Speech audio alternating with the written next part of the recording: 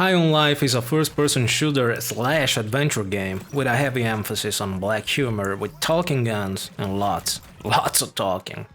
It's been published by Squanch Games on December 2022, developed by Justin Roiland of Rick and Morty fame. The game has received mixed reviews because of its humor, but I lean more on the side of it being brilliant, despite never really having been a fan of Rick and Morty. What's been underestimated in my opinion is the genius needed to create an entire universe from scratch, and how rare it is to find this kind of creativity in video games, or any other kind of media for that matter. The first level is a retro FPS tutorial. It's been years since I've laughed so hard at a video game. You're the man, I love you, Buck. You're so fucking cool. Oh, I'm so excited and lit up to be your divorce attorney. You have no idea, you're my favorite client. All right, Buck, just open that door. It's so fucking easy. Just press the right button. This is just... Oh my God, Buck, you did it. You opened the door. You're a fucking genius. You are my favorite client. It's me, by the way, your divorce attorney. Don't forget... It's your main character playing on PC before your sister interrupts you. You're a faceless teen preparing for a party with your sister as your parents are away. Whatever, we got the place to ourselves now. Here, come on, try some. You know it's good for your depression, right? Okay, we're totally gonna rage tonight. I cannot wait. Whoa, it's kicking in. You get out of the house, aliens invade Earth, and discover that eating humans alive gets them really high. You get your first talking gun, Kenny. Finally! Oh my God, finally I'm free, thank God! What a nightmare! And after a quick battle in the neighborhood, you're teleported with your house on Blim City. Yeah! Welcome to fucking space! So this is Blim City. Not bad, huh? You get to meet Gene, a retired bounty hunter down on his luck, and start your adventure as a bounty hunter in order to save humanity from being turned into a supply of drugs, rising through the ranks by killing bosses of the G3 cartel one after the other, in order to get to Garmantron, the final boss. You'll never see your face, even if you're given the option to choose one. Then there's your sister and Gene, living rent-free in your home, now turned into an HQ. Every dialogue and interaction are on a spectrum ranging from fun to hilarious. The writing is top-notch. Hey, little kid, look at me. You're scared of me? Oh, I'm scary. Nah. Whoa, what are you doing? Come on, he's just a kid. Don't shoot him. Oh, you don't want to shoot me just because your gun said not to, just because you're your little gun. Oh, but you look how shootable I am not shooting a kid. Ah, you shot me, I'm dead. All right there, are you happy now? Wow, I didn't think we'd be allowed to kill him. Normally, killing children in games isn't allowed, but he's dead. We killed this kid. Are you happy now? So it finally happened. Someone killed my son. Your son? Yep, the kid up there who always calls everyone fresh meat. We are so sorry. Listen, don't get used to that. We're not killing any more kids. I'm drawing the line, so savor it, enjoy it. It happened. Tuck it away in the old memory book. No, it's fine. He was 30 years old, so don't feel too bad. 30 years old is still adolescence for our species, but it's not as bad as shooting like a 5-year-old or something. Is there too much dialogue? Maybe, but I don't think it's an issue. It's tongue-in-cheek, and it's been written specifically sometimes to annoy the player. And you know, if you don't get the joke... You want to be just like me because I'm so cool. Well, tough luck. I'm the only me. Don't try to be me. Shit, this guy won't stop. Oh, so to continue.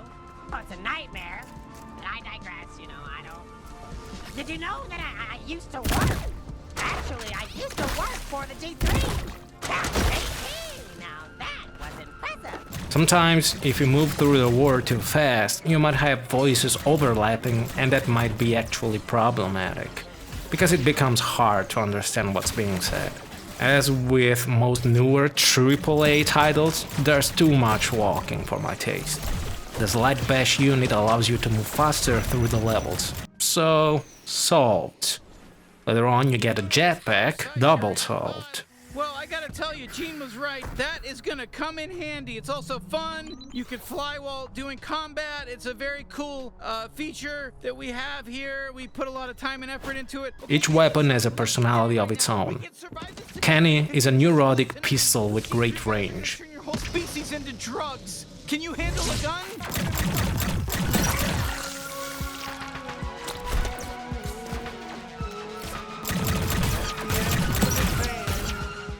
good rate of fire, and a globe shot as secondary fire that sends enemies flying through the air for extra damage. Yes, come on down and bang us. Man, pretty slick taking out Krubis like that, rescuing me from indentured servitude, etc., etc. I love that kind of stuff. No, I love that. That's the kind of stuff I love, man. Gus is a chill shotgun with flying discs that can be ricocheted against enemies multiple times for extra damage.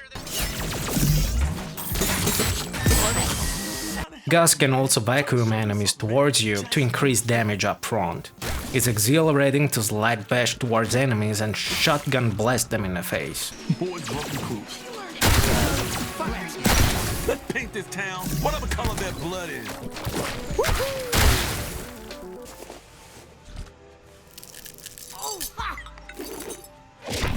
Sweezy is a caustic, hard-ass machine gun that can slow time. Oh, nice to meet you, or thank you for saving me. Why? Like you not dying there with some sort of favor to me? Hi, I'm Sweezy. Thanks so much for rescuing me. She can shoot behind cover and explode its crystals after having lodged them inside an enemy.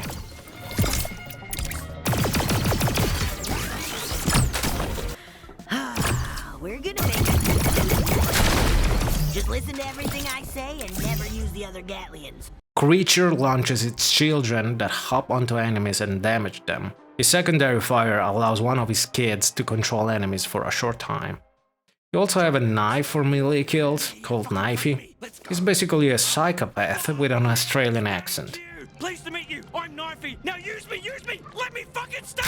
Oh, fuck yes. Fuck. Yes, fuck yes. More. I need more stabbing. Hey, you. He can deflect certain shots and latch onto the environment for quick traversal. Oh, fuck yeah. Not as good as stabbing, but still pretty good. Only thing that's missing is a sniping weapon. Kenny would have benefited from having a mod with a scope, I believe. The secondary fire for all weapons is also used to traverse through the environment, like activating switches, slowing down flying cars or spinning fans, creating platforms to jump on. Sometimes you'll have to visit previous levels where you still didn't have the weapon for the job and open more lock boxes with loot. There's good enemy variety. Some enemies can be a little bit spongy because of the armor they're wearing, but you have some weapon mods that can help with that. Gus's mod can turn his vacuum ability that draws enemies close to him into a mechanic to suck the armor off from them. Armor is referred to as goop in the game, which is the scat of an in-game furry animal. Gross. All in all, enemies are bullet fodder. The combat mechanics are great, especially once you learn about the strengths and weaknesses of your different weapons. The abilities that you have in total, once you have all of the weapons unlocked, are many, and it's often easy to forget about all of the secondary firing modes of the weapons.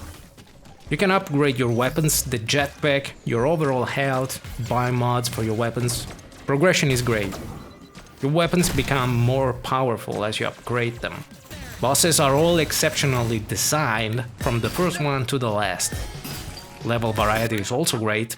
The space city of Blim, the docks, the abandoned town, a lush forest.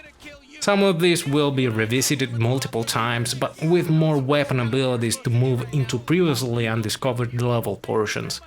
Level variety is really not an issue, because there are so many different characters, bosses included, that have been developed so well that the entire world is such a vibrant and alive place to immerse yourself into. There's never been a dull moment throughout the whole 9-hour experience. Walk away if you want. This is the fucking Mac and Cheese Brothers construction. Whoa, you just killed my fucking brother Joey. I can't believe this. How dare you? What's your big deal, bro? Whoa! Well, great. You killed all the weird construction guys. You know, we're free to move along now like we were before we killed them. The music is thematically consistent. The combat sequences have more up-tempo beats, but with that quirkiness that is such a good fit for the game.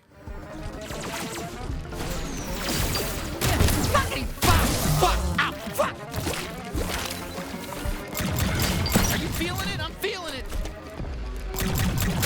The abundant use of synthesizers is a perfect choice for space games in general.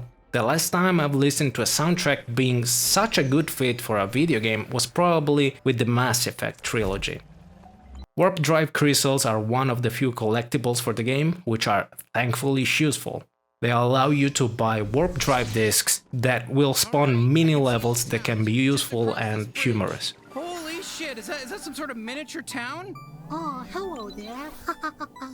I'm Cutie Hubie. I hate seeing everyone I love. Okay, that's it. That's my whole town. My whole little cutie town's ruined. There's also an entire movie within the game, Demon Wind. One of those B-series horror flicks that you watch with friends for laughs. Other wicker baskets. They love the Jesus. The Jesus protects the house when, except for the fact that he doesn't protect the house. Candles, glass jars, religious photos, wicker baskets. Oh, now I know where my thrift store got all of its merchandise. I don't want to spoil the other Warp Drive encounters that you can unlock in the game. But yeah, an entire film is featured in the game. By the way, I recorded a video with all of them on this channel if you don't want to unlock them all, as you'll probably have to play the game twice to see them all.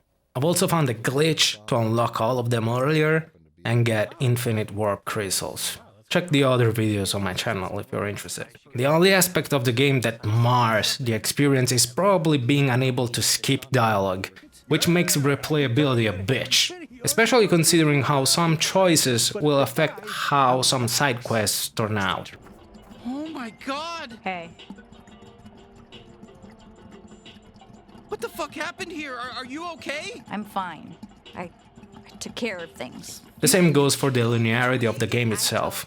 Given how interesting the world that's been built is, I immediately saw great potential to expand the universe. This is one of those instances where having had a sandbox game would have been great. A sequel might be able to pull that off, but unfortunately Roiland has received false accusations, and given how insane America has been in the past few years, it'll take time for him to get back on track with his career. High on Life is a masterclass on great game design with great art direction. It checks all of the boxes. Thanks for watching. See you soon. God bless Lord Asphalt here.